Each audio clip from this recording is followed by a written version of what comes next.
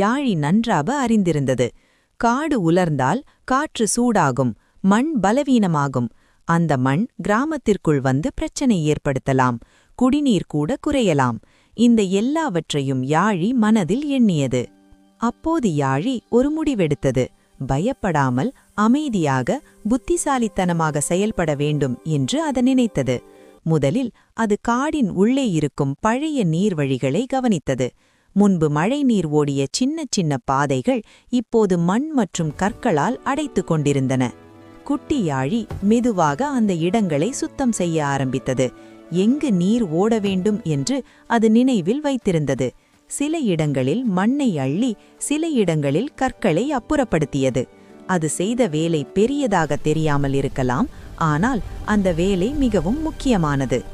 சில நாட்களுக்கு பிறகு வானத்தில் மேகங்கள் திரண்டன. மெதுவாக மழை பெய்ய ஆரம்பித்தது. மழை நீர் குட்டி யாழி சுத்தம் செய்த வழிகளில் ஓடத் தொடங்கியது. சின்ன ஓடைகள் மீண்டும் உயிர் பெற்றன. மண் ஈரமாகி மரங்களின் வேர்களுக்கு தண்ணீர் கிடைத்தது. காடு மெதுவாக மீண்டும் பசுமையடைந்தது. பறவைகள் திரும்பி வந்தன. விலங்குகள் நிம்மதியாக நடந்தாடின. காடு நலமாக